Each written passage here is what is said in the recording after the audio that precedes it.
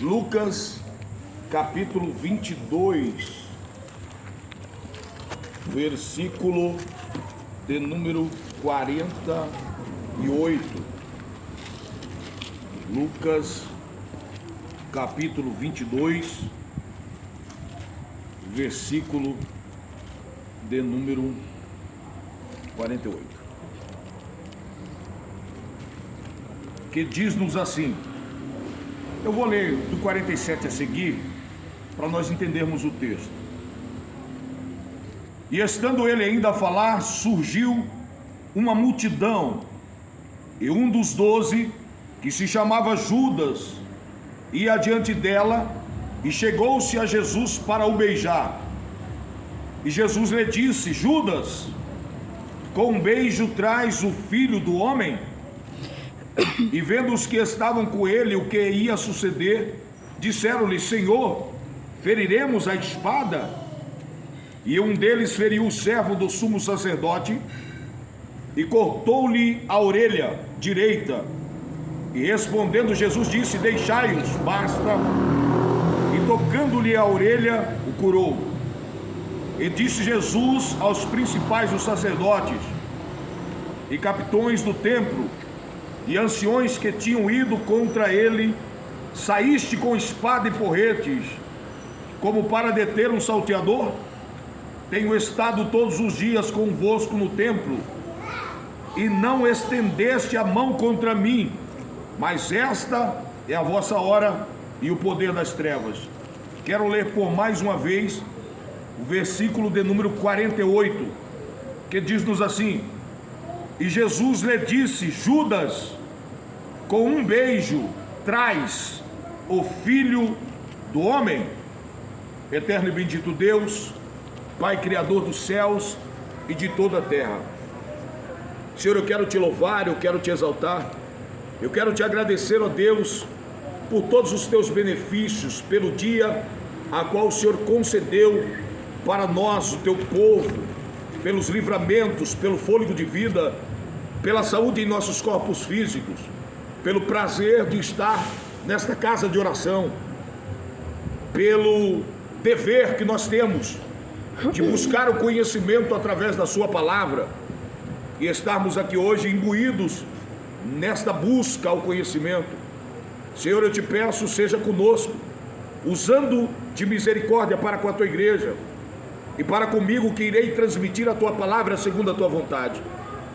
Que os teus filhos possam entender, compreender e guardar esta mensagem na tábua dos seus corações, para que nós possamos, ó Deus, agir de forma prudente e não pecar contra ti.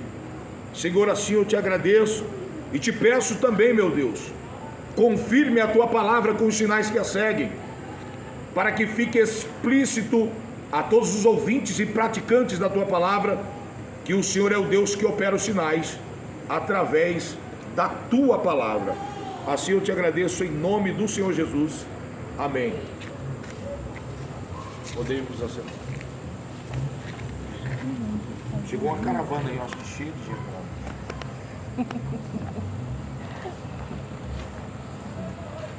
Irmãos, cadê um celular aí para me colocar um fundo?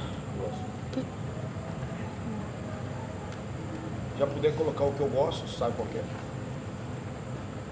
Irmãos, eu havia dito na semana passada, era para nós trazermos um ensino subordinado ao tema. Deixa eu ver aqui. Semana passada. Isso. Sobre o tema: o jumento e dois profetas. Vai fazer.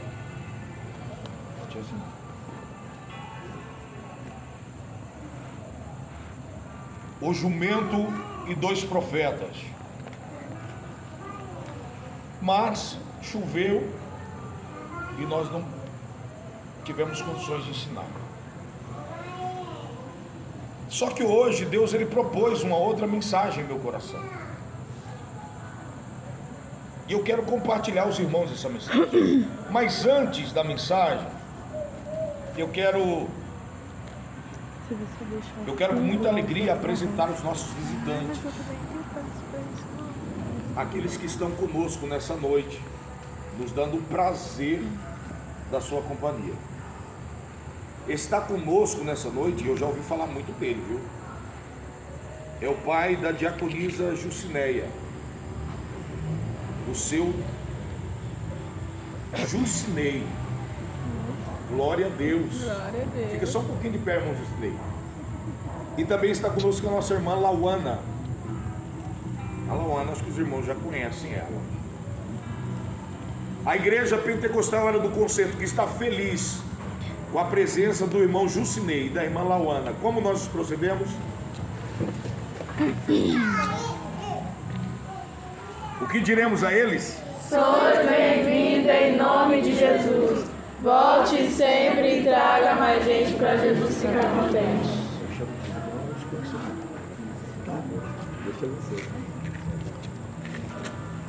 Glória a Deus.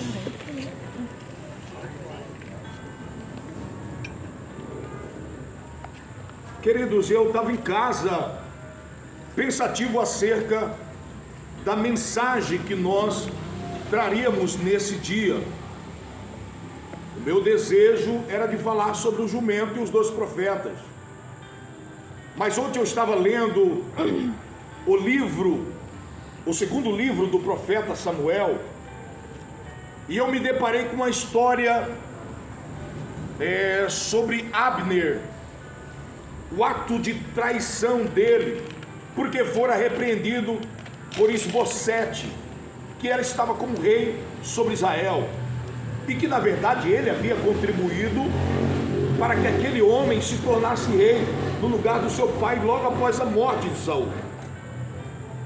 Mas quando ele foi advertido por Isbosete, a Bíblia diz-nos que ele se irou, porque o rei repreendeu ele, porque ele havia se deitado, dormido com a concubina do seu pai, do rei Saul, e isso não era direito dele. E quando ele foi advertido, ele arrepiou, né? E aí ele já intentou em seu coração a traição contra Isbosete.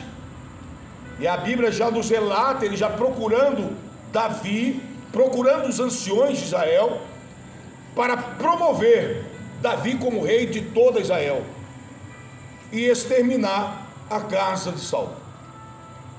E quando eu me deparei com esse texto bíblico, a palavra traição, ela ecoou em minha alma de uma forma que eu não conseguia pensar em outra coisa. Eu passei o dia pensando nesta palavra traição, e ela vinha, ela ecoava dentro do meu ser.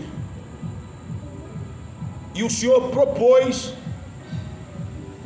eu trazer uma mensagem subordinada ao tema, a traição. Interessante é que a palavra traição, ela traz um certo peso, ela traz já sentimentos até mesmo de revolta, só no ouvir. Olha, fulano foi traído, alguém traiu Beltrano, alguém traiu Cicrano, já traz um sentimento de revolta até para aqueles que ouvem falar ou relatar que alguém foi traído por alguém. E eu fiquei pensando acerca desta palavra. Todavia, o texto bíblico que nós lemos nessa noite, em Lucas, capítulo de número 22, a partir do versículo 47, traz-nos uma realidade de uma traição, aonde essa traição, ela veio com um ato de afeição, um ato de demonstração de comunhão. O apóstolo Paulo, em suas epístolas, ele tinha o cuidado de dizer que nós, os cristãos, nós deveríamos saudar os nossos irmãos com ósculo santo, ou com um beijo santo, um beijo de irmandade, um beijo fraternal, um beijo de cuidado, de zelo para com alguém. Era costume em Israel, quando alguém se encontrava com uma outra pessoa, eles se beijarem. Tanto é que a Bíblia traz-nos a referência de Jesus na casa de um leproso por nome Simão o leproso, um fariseu. E Jesus, ele traz isso à tona, porque quando a casa deste fariseu é invadida por uma mulher que quebra um vaso de alabastro com a mirra, com um perfume caro, e lança aos pés de Jesus, e ela beija os pés de Jesus, ela chora, ela lava os pés de Jesus com as suas lágrimas, e a todo tempo beijando os pés de Jesus. Quando aquele homem tenta em seu coração e projeta, dizendo que se ele fosse profeta, ele saberia que ela é uma pecadora. E a Bíblia diz que Jesus então aí se depara em um diálogo com ele. Jesus fala uma parábola para ele, ele responde acerca daquela parábola, e Jesus disse: olha, Simão, quando eu cheguei na tua casa, primeiro, você não me deu um beijo, você não me saudou com um ósculo, você não derramou um azeite sobre a minha cabeça, você não deu água para lavar os meus pés. Era rotineiro, era costume das pessoas demonstrarem afeição uma pelas outras, a atitude do beijo.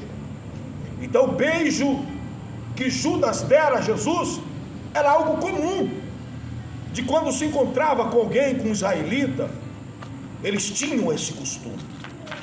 Mas na referência bíblica nós vamos ver Jesus enfatizando esse beijo.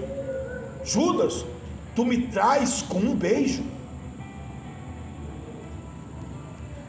E aí eu fico pensando, esse sentimento terrível e constrangedor para a vida daquele que é traído e também para a vida daquele que trai.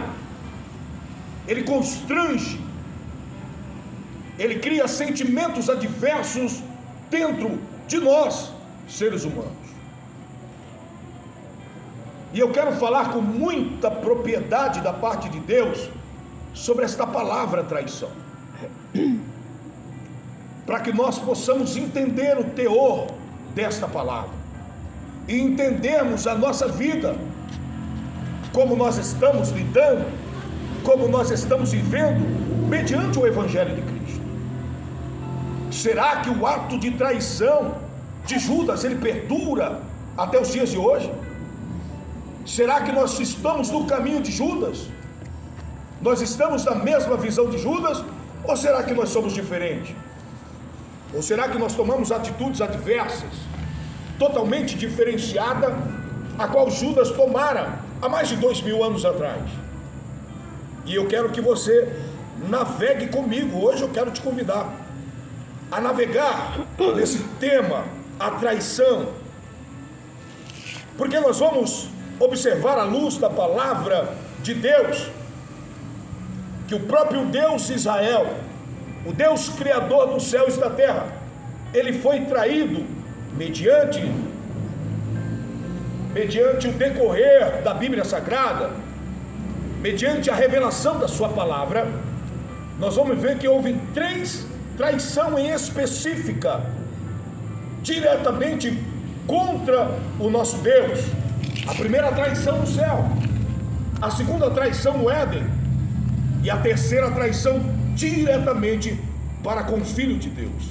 Mas para nós falarmos sobre esta palavra traição, nós temos que entender o que ela significa, qual o verdadeiro significado desta palavra tão simples, mas tão medonha e tão veraz. A traição significa quebra da fidelidade, prometida. Ela é empenhada por meio de ato pérfido, ou seja, o ato pérfido é aquele que falta a fé genuína, é um ato desleal, é um ato enganador, traidor, traiçoeiro. Isso é a palavra pérfido. Quando eu falo aquela pessoa é uma pessoa pérfida, eu estou falando que aquela pessoa é uma pessoa traiçoeira, desleal, ela não está preocupada com você. Ela vai agir das piores métodos ou das piores formas para ela alcançar um objetivo através da sua vida. Então, nós também precisamos entender o que significa em si a palavra fidelidade, até porque a palavra traição é a quebra da fidelidade prometida. E eu quero que você entenda isso, para você entender o que é uma traição. Porque quando se fala em traição, nós já pensamos no ato de um homem e uma mulher. O ato de um homem mentir para sua esposa acerca de outra mulher. O caso de um homem se deitar com outra mulher, ou a mulher se deitar com outro homem, ou manterem um relacionamento extraconjugal, mesmo às vezes sem contato físico, porque hoje se traem pelas redes sociais, através de conversas, de vídeos, de fotos, e há traição. Mas eu quero que você me entenda que a traição ela é promovida pela falta de fidelidade, pela quebra da fidelidade prometida. E agora, o que é a fidelidade? A fidelidade é a constância nos compromissos assumidos com o trem. Olha que coisa linda! O que é fidelidade? É a minha constância no compromisso que eu firmei com alguém. Ou seja, eu tenho que manter o meu compromisso que eu declarei a alguém, porque enquanto eu mantiver aquele compromisso, eu permaneço fiel àquela pessoa. Eu permaneço debaixo da fidelidade para com aquela vida. Eu me mantenho na posição de um homem, de uma mulher fiel ou fidedigno à promessa, ao compromisso comprometido para a vida de alguém ou para alguém. Fidelidade também significa característica do que é fiel, do que demonstra zelo, respeito por alguém, lealdade. A fidelidade, ela unifica o respeito, o zelo e a lealdade para com alguém. Peraí, mas a falta de tudo isso já significa traição. A falta de respeito, a falta de... Porque às vezes a nossa visão é totalmente adversa a isso.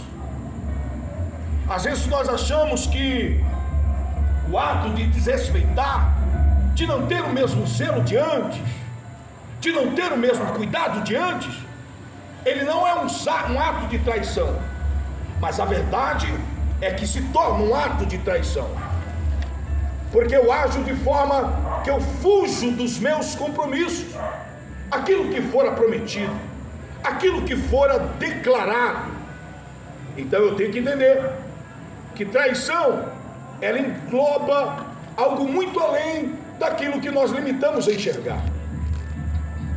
E nós devemos entender tudo isso para que nós possamos compreender a atitude de Judas lá no Éden, a atitude de Judas lá no Getsemane, lá no horto, quando Jesus estava saindo dali com seus discípulos.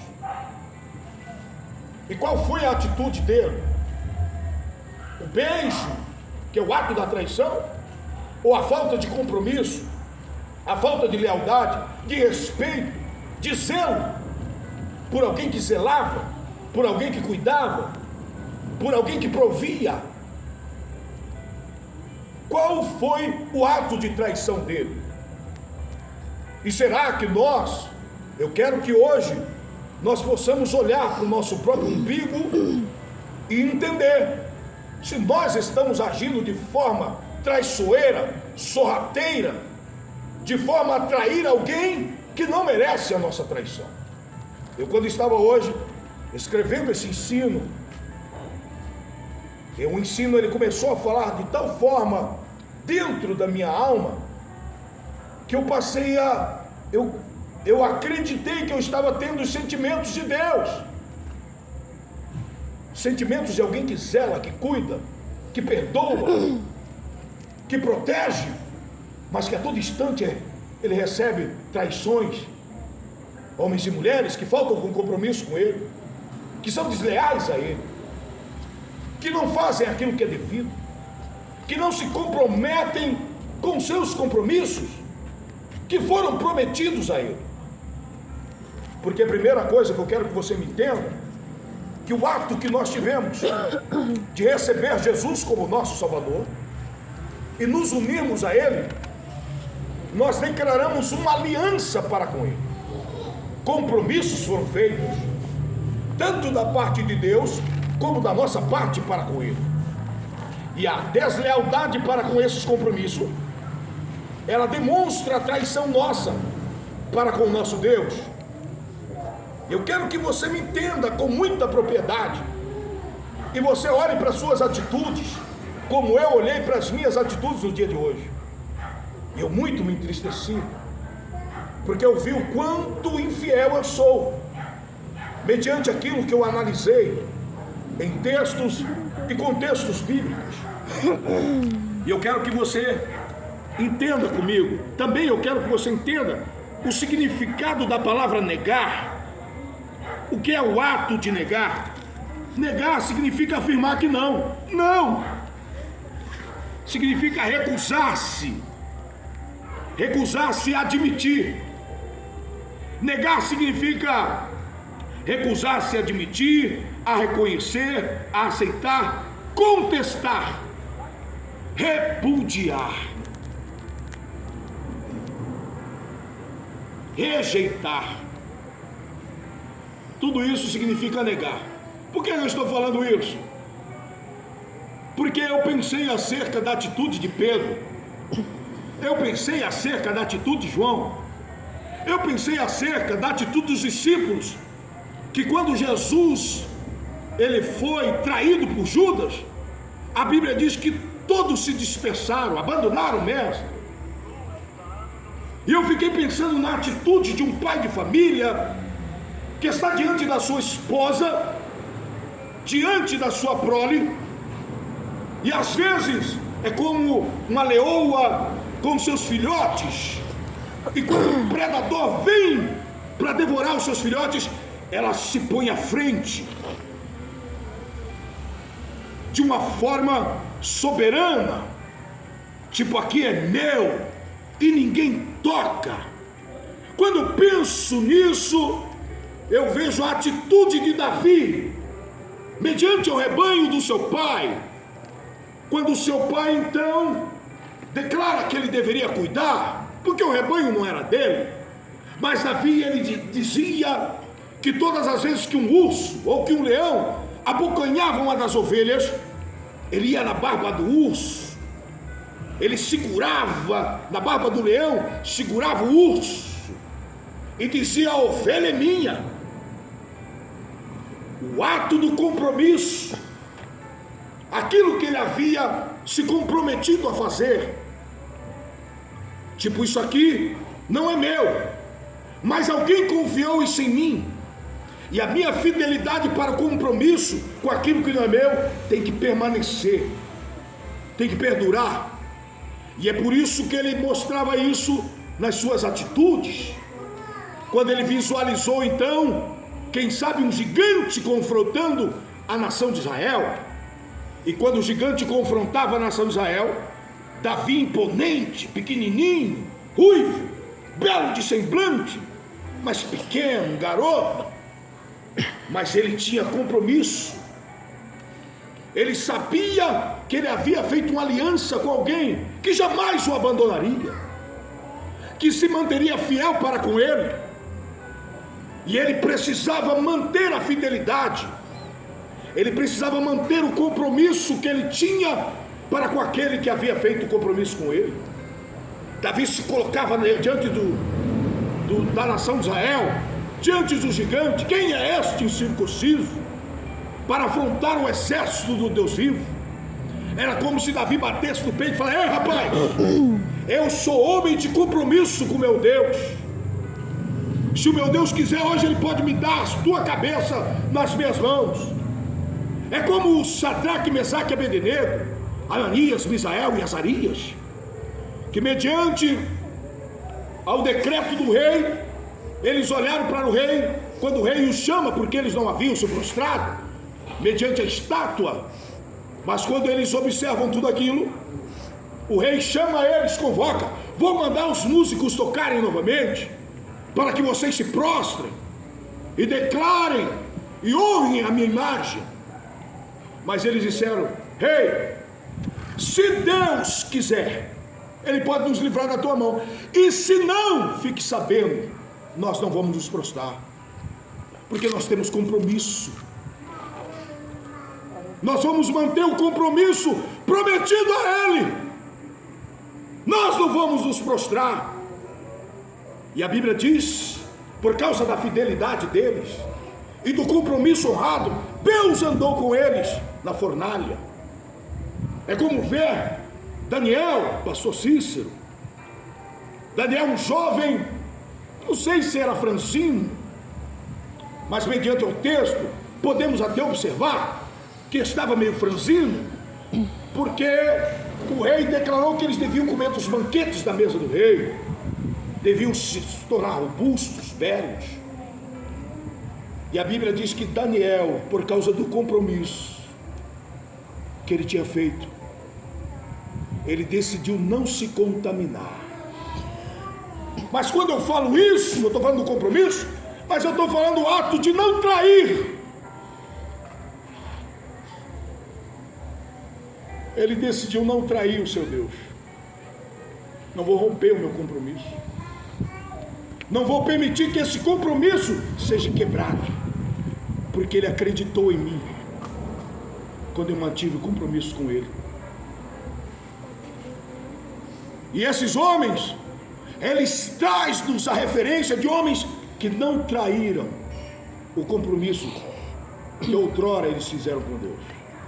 Mesmo mediante o fogo, a espada, a fúria dos seus inimigos, eles se mantiveram diante de Deus, mediante o compromisso que eles fizeram com Deus.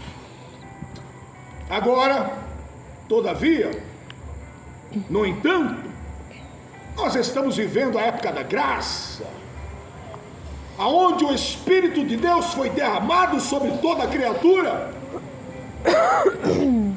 E hoje, aquilo que poucos homens tiveram no passado, repousa sobre a vida de todos nós. A presença do Espírito de Deus, o Espírito capacitador, aquele que coloca a palavra na nossa boca quando nós somos confrontados, aquele que nos declara a verdade da parte de Deus, aquele que nos dá o espírito de intrepidez, de ousadia, e não de temor, ou seja, de medo. Vivemos o tempo da graça, aonde seria adverso, ou seria antagônico dizer que alguém de nós poderia trair a Cristo, poderíamos trair o nosso Salvador. Por que não? Porque seria antagônico, porque seria o contrário da realidade do Espírito Santo em mim, porque Ele clama em mim, Abba Pai, Ele deseja a presença do Deus Todo-Poderoso. Mas será que essa é uma realidade pertinente e eminente em nossas vidas? Será que é fato, é realidade? Ou será que nós vivemos de ilusões, de delírios espirituais? Estamos delirando e dizendo que não estamos traindo e vivemos debaixo da traição. Mas nós precisamos entender e compreender, para que nós possamos absorver por completo o teor desta palavra, a traição, para que você tenha noção do que Deus espera de você. Como os olhos do Senhor está fitado em você nessa noite. Eu analisando tudo isso,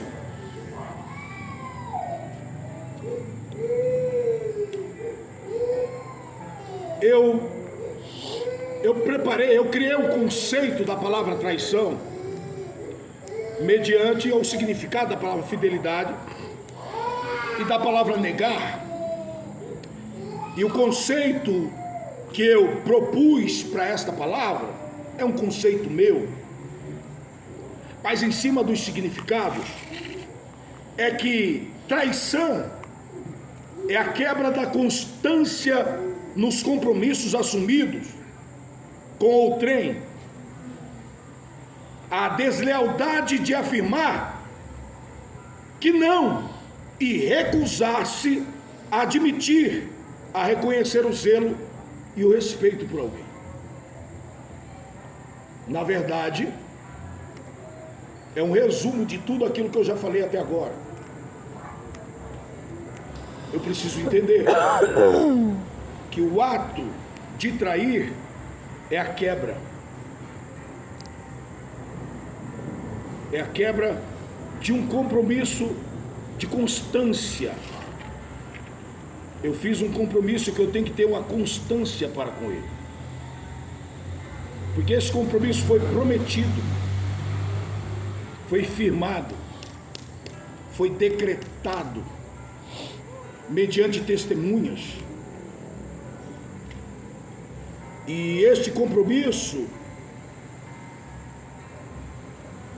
ele foi colocado diante da minha vida e da vida de alguém. E este compromisso que eu estou falando não é um compromisso seu com seu irmão, com seu pai, com a sua mãe, ou com seu esposo, com sua esposa. Eu quero falar de um compromisso eterno. Eu quero falar de um compromisso firmado lá na cruz do Calvário. Interessante também nós trazermos à tona para entendermos que Jesus, quando ele diz para Judas: amigo, tu me traz com um beijo. Ali, Judas, ele não traz a referência de igreja, até porque a igreja foi fundada com a morte e com a ressurreição de Cristo.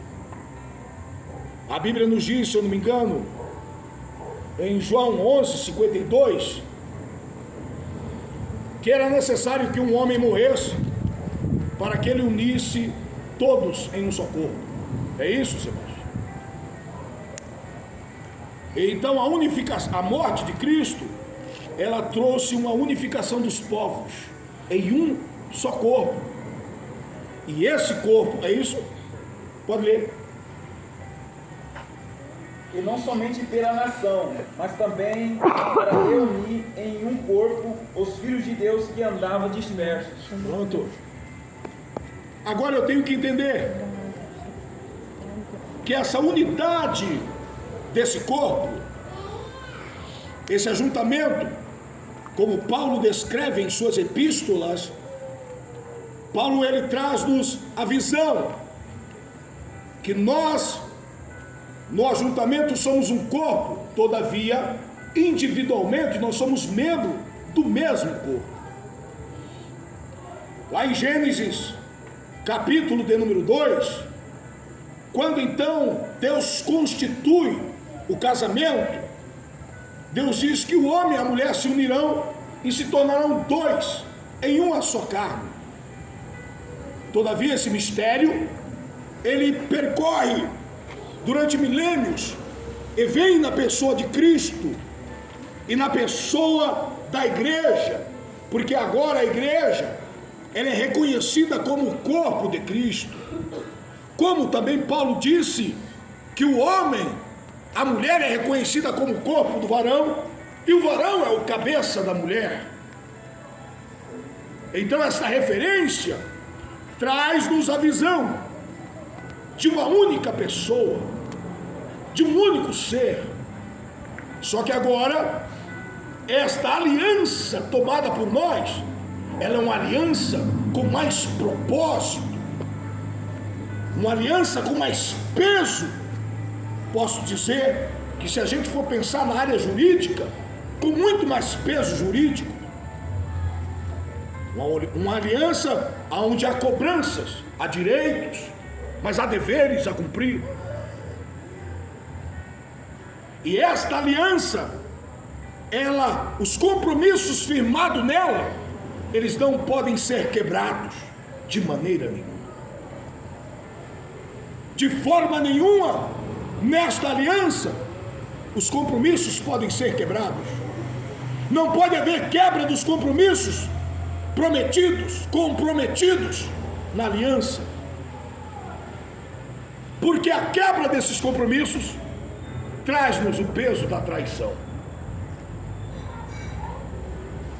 Aí eu quero que você comece a analisar a sua vida, como eu analisei a minha nesta manhã, nesta tarde. Eu fui parar de escrever, era quase 18 horas e 30 minutos, minha esposa estava me observando. Eu quero que você analise o pacto que fora feito, a aliança que fora tomada por você e por mim, mediante o nosso Deus. A importância desse compromisso. Todavia, para nós entendermos o teor da traição, nós temos que entrar no céu e desfrutar de uma cena inigualável, de um momento ímpar de traição. Um momento que a gente para observar, para analisar e observar alguns textos, alguns contextos bíblicos. Mas, como eu disse aqui, foram 3 atos de traição eminentes na Bíblia Sagrada. E o primeiro ato de traição, ele aconteceu no céu, no monte de Deus, na sua própria habitação, pastor Cícero. A palavra de Deus traz-nos o entendimento da visão de uma criação perfeita, em formosura, cheio de sabedoria e conhecimento. Cheio de sabedoria e conhecimento, conhecido como querubim ungido, criado para proteger. Ele era perfeito nos seus caminhos, desde o dia da sua criação, ou seja, desde o dia que ele havia sido criado. Ele tinha liberdade, pastor Cícero, esse querubim ungido, que era belo, que era perfeito, que era glorioso, que o seu brilho resplandecia de tal maneira que ele chegou a observar o seu próprio brilho. E esse querubim ungido, ele tinha liberdade diante de Deus. O versículo 13 e o versículo 14, conforme está descrito no livro do profeta Ezequiel, capítulo 28, a história que eu estou contando está relatada a partir do versículo 12 desse texto sagrado. E você vai ver que no versículo 13 e 14, ele tinha liberdade tanto de entrar na habitação de Deus, como de descer para o Éden e andar no meio das pedras afogueadas, em meio das pedras preciosas que existiam ali no Éden. Ele tinha essa liberdade. Ele descia, caminhava, ele subia, estava na presença de Deus, tinha plena liberdade de agir, de fazer.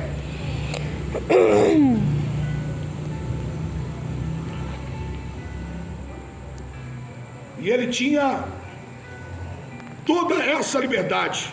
Mas a Bíblia diz-nos que se achou iniquidade nele, ou seja, maldade, e ele se elevou em seu coração, ergueu a sua, sabe, quando o homem se sente mais, quando ele acredita que o que ele tem, ninguém mais tem, quando eleva-se o seu orgulho, a sua soberba, a sua arrogância, e a Bíblia diz que elevou-se em seu coração por causa da sua beleza, ou seja, da sua formosura, e do seu resplendor, ou seja, do seu brilho.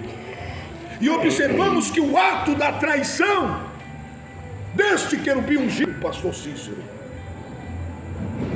para com o seu Criador, veio pelo desrespeito e o fato de recusar-se a admitir o compromisso para com o seu Criador, pois ele era um querubim ungido para proteger e cobrir.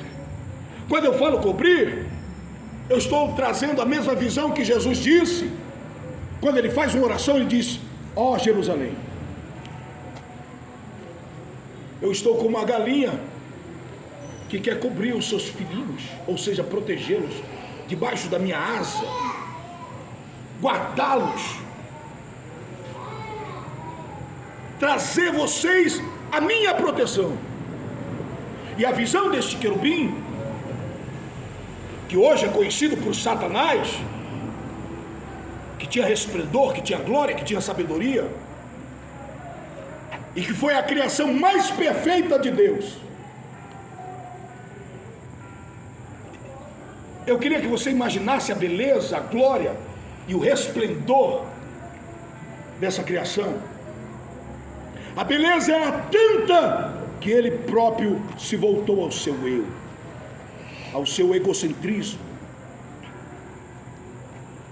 E lá em Isaías capítulo 14, se eu não me engano, versículo 12 a seguir, a Bíblia diz que ele disse assim: eu subirei as mais altas estrelas e vou colocar o meu trono acima do trono de Deus. Tamanho foi o seu orgulho, tamanho foi o seu ato de traição. Agora eu quero que você imagine o coração de Deus. Mas Deus, quando criou o Satanás, ou seja, Deus quando criou o querubim ungido, o protetor, Deus sabia que ele iria trair. Sim, na sua onisciência Deus sabia. No ato dele conhecer e saber todas as coisas, ele sabia. Mas se uma coisa que eu observo na Bíblia Sagrada, e eu quero que você me entenda, é que Deus ama depositar confiança em alguém. Porque o ato de amar, ele é proveniente, ou ele traz em exposição esse desejo de confiança. Quando eu amo, eu confio. Quando eu amo, eu declaro a minha confiança por alguém ou por algo, porque eu amo. Às vezes a pessoa não tem tudo aquilo, mas eu confio, porque eu amo. Interessante que o ato de confiar vem da parte de Deus para nós, mas ele hoje tem que ser gerado em nós para com Deus. É por isso que a Bíblia diz: confia no Senhor, entrega os teus caminhos a Ele, e Ele tudo fará.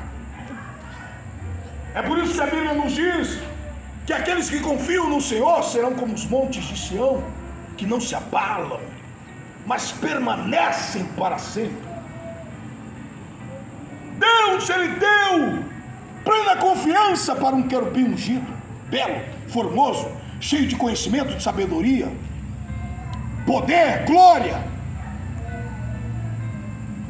Mas a confiança dada por Deus foi desprezada por Ele. A confiança de você é o protetor, você é o guardador, você é o zelador. Eu estou confiando isso aqui nas tuas mãos.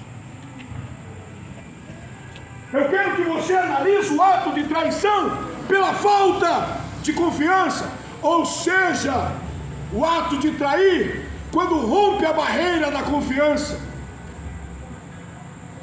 porque eu deixei de cumprir o compromisso, eu quebrei a confiança. Não confia mais. Ele já não tem mais a mesma visão que ele tinha por mim. Certo é que no caso de Satanás, do diabo, do denominado Lúcifer, ele não se arrependeu e nunca vai se arrepender. A sentença dele está decretada. Não porque Deus endureceu o coração dele para ele não se arrepender, não. Porque ele nunca quis se arrepender. Nunca quis se voltar a Deus. Nunca. Agora, este anjo belo, cheio de glória, de resplendor, com tudo isso que ele tinha, ele quebrou, ele rompeu os compromissos que ele tinha declarado.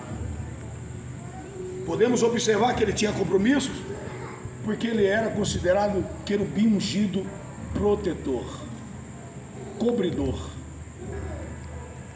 Ele tinha as suas funções. Todos nós, quando recebemos algo da parte de Deus, recebemos um compromisso. Deus declara: a partir de hoje você tem um compromisso comigo. Espero que você cumpra esse compromisso.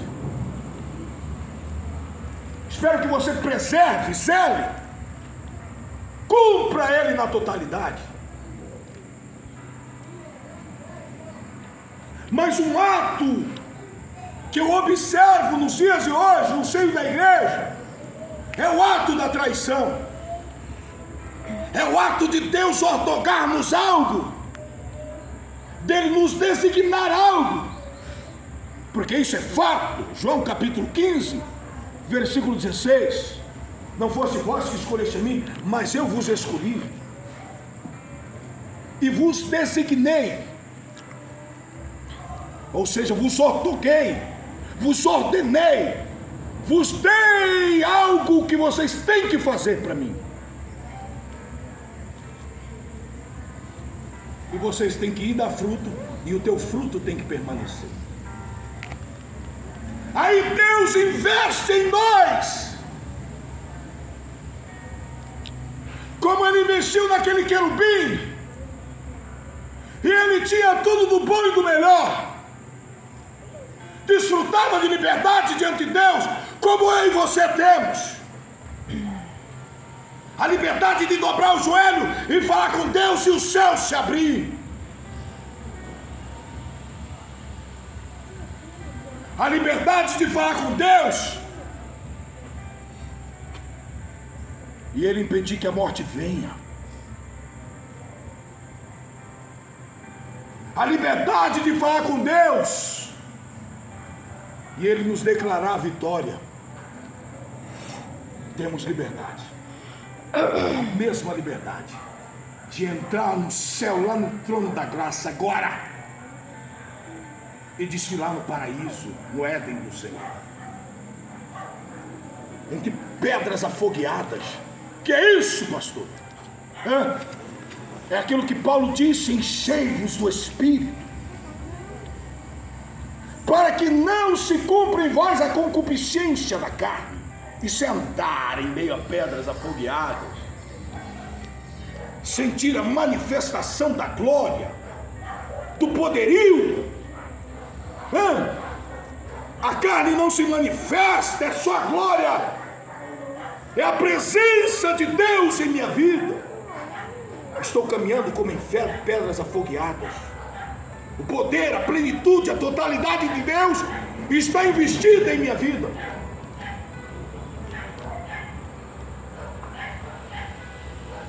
Mas e se nós rompermos, quebrarmos o compromisso com Deus, daquilo que ortogou a minha e a sua vida, da responsabilidade de cumprirmos o compromisso, de fazermos aquilo que é devido, de agirmos com respeito,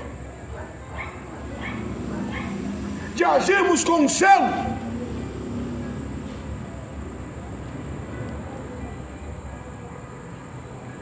E quando nós quebramos isso, aí vem na iminência a palavra traição. Eu quero que vocês imaginem a minha e a sua atitude mediante a quebra dos compromissos para com Deus. Será que faz Deus lembrar da atitude de Satanás? Quando eu quebro um compromisso com ele, quando eu sou desleal, quando eu ajo de forma pérfida diante de Deus, traiçoeiramente. Será que faz Deus lembrar do céu? Será que faz Deus lembrar da atitude lá no monte dele, quando uma das suas criações mais belas o traiu? Será que a atitude de Satanás em meio à traição a Deus, ela paira sobre as nossas vidas? Eu quero que você analise. Ele quebrou um compromisso. Ele tinha deveres, obrigações, e ele quebrou. Eu e você, nós estamos cumprindo os compromissos para com Deus, ou nós queremos que Ele cumpra o dele para com nós, e não estamos preocupados em cumprir o nosso para com Ele? Será que nós estamos traindo o Senhor? Não. Isso foi coisa do diabo. Leia para mim o texto de Ezequiel, capítulo de número 28. Eu creio que é o versículo 12 a seguir. Leia para ficar explícito para a igreja o texto. Leia em voz alta. Estava no Éden, jardim de Deus. Toda pedra preciosa era a tua cobertura, de sordônia e topázio, e diamante era a tua cobertura, e diamante e turquesa, e ônix, jaspe e safira. É o versículo 14. Tu eras querubim ungido para proteger e estabeleci no monte santo de Deus estavas, no meio das pedras afogueadas andavas. Perfeito eras nos teus caminhos, desde o dia em que foste criado, até que se achou iniquidade em ti. Na multiplicação do teu comércio, se encheu o teu interior de violência, e pecaste, pelo que te lançarei profanado fora do monte de Deus, e te farei perecer o querubim protetor entre pedras afogueadas. Deixa eu ver, leia, eu não estou sabendo qual é o termo, pode ler. E elevou-se o teu coração por causa da tua formosura, corrompeste a tua sabedoria por causa do teu resplendor. Por terra te lancei diante dos reis, e te pus para que olhem para ti. Pela multidão das tuas iniquidades e pela injustiça do teu comércio profanaste o teu santuário. E eu pus e fiz sair do meio de ti um fogo que te consumiu a ti, e te tornei em cinza sobre a terra, e aos olhos de todos os que te veem. Amém. Irmãos, alguém pode falar, mas pastor, esse texto, o profeta ele está trazendo uma profecia acerca do rei de Tiro. Mas nós não podemos esquecer que o nosso Deus, ele é multiforme graça.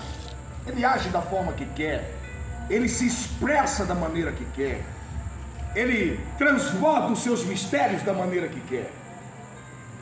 Se nós analisarmos as cartas de Paulo, nós vamos ver textos que Paulo descreve para trazer à tona o evangelho dos gentios. Nós vamos ver Paulo falando, tipo, acerca de Agar, como a serva que gerou filho, de Sara, como a esposa que gerou um filho, e ele traz-nos analogia da serva, né, da que gerou o filho escravo e da que gerou o filho livre. E ele fala que nós somos filhos da livre, porque é filho da promessa. é uma analogia acerca do texto, é uma visão revelada da parte de Deus. Claro que muitos teólogos eles concordam que as riquezas propostas nesse texto e a dimensão do poderio e da fala do profeta não poderia se referir apenas a um homem, porque tamanha é essa glória, a liberdade de subir e de descer, o ato de estar no Éden, de passear pelo Éden. O rei de Tiro não esteve no Éden. E também Isaías, alguém lê para mim, para nós entendermos, compreendermos essa parte da traição que Deus recebeu ainda lá no monte de Deus. Alguém leia Isaías capítulo 14, a partir do versículo 12. Como caíste do céu, ó estrela da manhã, filha da alva, como foste lançado por terra, tu que debilitavas as nações, e tu dizias no teu coração: eu subirei ao céu, e acima das estrelas de Deus exaltarei o meu trono, e no meu trono, e no monte da congregação me assentarei na banda dos lados do norte. Subirei acima das mais altas nuvens, e serei semelhante ao Altíssimo, e contudo levando serás ao inferno e ao mais profundo do abismo. Esse texto também faz uma pequena referência, os termos usados como filho da alva, estrela da manhã, eles eram termos possivelmente usados pelos reis da Síria e da Babilônia para adoração a eles, mas também traz-nos a visão de um anjo caído, até porque Jesus em Mateus, em Lucas, capítulo de número 10, versículo de número 18, ele diz que viu Satanás sendo lançado e caindo como um relâmpago. E aqui fala: e tu que caíste, ó estrela da manhã, filho da alva. Traz-nos essa referência. Por que o Senhor está se aplicando a isso? Porque sentimentos de traição foram gerados lá na eternidade, pastor. Um ato que eu fico imaginando. Claro, nosso Deus é perdoador, mas a Bíblia, ela descreve que Satanás, ele não se arrepende, até porque ele já está condenado, a sua sentença está decretada. Mas quando eu observo isso aqui, esse ato dele, eu também tenho que observar o sentimento de Deus. E quando eu observo o sentimento de Deus, tento observar na minha loucura, e eu tenho esse direito, porque a Bíblia diz que o Espírito de Deus, ele conhece as profundezas da sabedoria de Deus, e esse Espírito habita em mim, e ele pode me revelar sentimentos ímpares, que Deus ele possa vir a sentir. Mas quando eu vejo essa situação, dessa primeira traição, eu agora, na minha loucura, eu fico imaginando, mediante tal ato realizado por uma das suas criações mais bela, mais perfeita, em todos os aspectos, agora eu vejo o Senhor Deus. Olha na minha loucura, eu vejo o Senhor Deus, ele volta ao ato de criar novamente. Mas agora Deus se volta a uma criação, pastor Cícero, uma criação menor, uma criação que teria que ser menor que os anjos. Alguém lê Salmos 8, 4 e 5. E alguém também já abre a Bíblia em Gênesis 1, 26. Agora Deus, depois desta atitude no céu, Deus se volta à terra, pastor. A Bíblia diz assim, Gênesis, Salmos 8. segura aí. A Bíblia diz assim, a Bíblia diz assim, Gênesis capítulo 1, versículo, isso aqui é loucura minha, versículo 1, no princípio criou Deus os céus e a terra, ponto.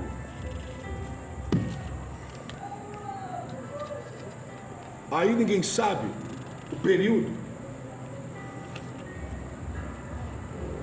que ele parou, porque existe um ponto, uma pausa. Aí depois a Bíblia vem dizer assim, e a terra era sem forma e vazia. Mas a Bíblia descreve que esse querubim ungido, ele andava em um jardim denominado Éden, em meio a pedras afogueadas, riqueza, glória, poder. E ele subia, ele descia, ele subia, ele descia. Eu quero entender, na minha loucura, que nessa época ainda o homem não havia sido criado. Por quê? O senhor está nessa loucura? Porque até então, quando ele passeava pelo Éden, ele não tinha havido cometido a traição. Mas depois que ele comete a traição e é lançado fora, que é profanado, lançado fora, e o próprio Jesus diz que ele vai ser lançado como um raio. Aí a Bíblia descreve, isso é que loucura minha, um Deus que volta a criar. E agora ele quer reestruturar tudo, fazer com mais perfeição. Quer dizer, Deus é perfeito em tudo que ele faz. Isso aqui é uma hipérbole minha, um ato exagerado, né? Mais perfeição. Isso aqui é ato meu. Mas aí eu quero que você imagine a Deus agora, ele olhando e falando, olha, eu fiz algo perfeito, algo belo, algo glorioso, e ele me traiu. Ele não manteve o compromisso que ele tinha comigo. Ele me traiu. Agora eu vou fazer. Eu vou criar algo menor do que os anjos. Mas vou revestir ele de glória. Vou coroar ele. Mas ele vai ser menor que os anjos. Bem menor. Vem aí.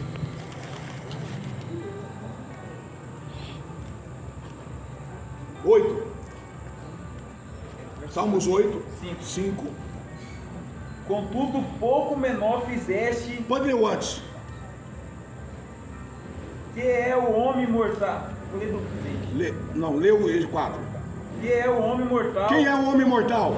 Para que lembres dele. Para que lembres dele. E o filho do homem para que. E o filho do homem para que? Visite. Para que visites. Contudo, pouco menor fizeste. Contudo, pouco menor o fizeste do que os anjos. Do que os anjos. De glória. E de honra, glória. Coroaste. E de honra o coroaste. Aí nós vemos agora o salmista dizendo que o homem foi feito menor do que os anjos. Mas todavia alguém lê para mim Gênesis 1, 26. Por mais que Deus fez o homem menor do que os anjos, mas ele colocou algo diferenciado, pastor Cícero. Leia. Também disse Deus. Façamos o homem. A nossa imagem.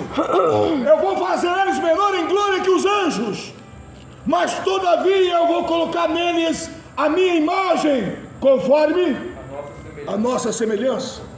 Tenha ele domínio sobre os peixes do mar. E vou dar a eles domínio sobre os peixes do mar. Sobre as aves do céu. Sobre as aves do céu. Sobre os animais domésticos. Sobre toda a terra. E sobre toda a terra. E sobre todos os répteis que se rastejam. E sobre todos os répteis que se rastejam sobre a terra. Deus falou: vou fazer menor em glória, mas vou dar para eles a minha semelhança conforme a minha imagem.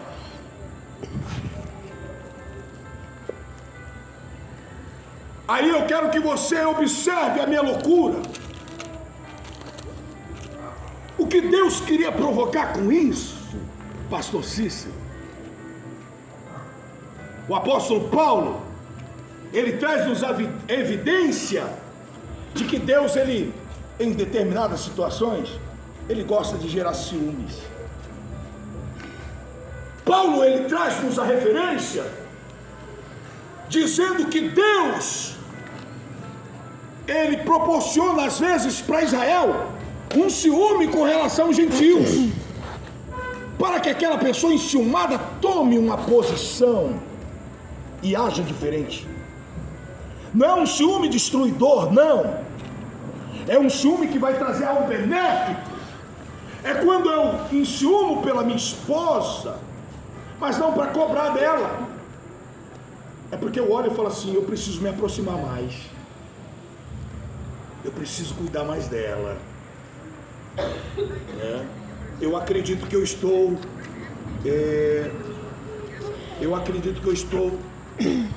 deixando ela um pouco à vontade. Eu preciso estar mais próximo dela.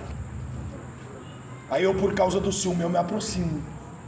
Aí eu zelo mais, eu observo mais, eu cuido mais, eu protejo mais. Por quê? Porque o ciúme me gerou isso, algo benéfico. Não um ciúme destrutivo, o ciúme de pancadaria, não. O ciúme que traz, sabe, unidade, proteção, zelo, cuidado.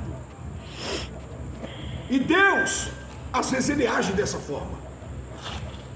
Aí eu quero que na minha loucura, pastor Cícero, o senhor tente observar Deus fazendo um homem menor que os anjos em glória, em poderio, mas ele colocando no homem a sua imagem conforme a sua semelhança, e depositando a mesma confiança que ele depositou para um querubim lá na frente, lá atrás. Deus, quando faz o homem a sua imagem conforme a sua semelhança, esse é o segundo ato de traição. O primeiro foi no céu, agora no Éden. E Deus dá um Éden para o homem cuidar, se banquetear, desfrutar do melhor de Deus, companhia todos os dias, final da tarde. Creio que Adão já sentava no pé da árvore, já dobrava a sua perna e aguardava. De repente Deus falava: Adão, fala, Senhor, que teu servo te ouve.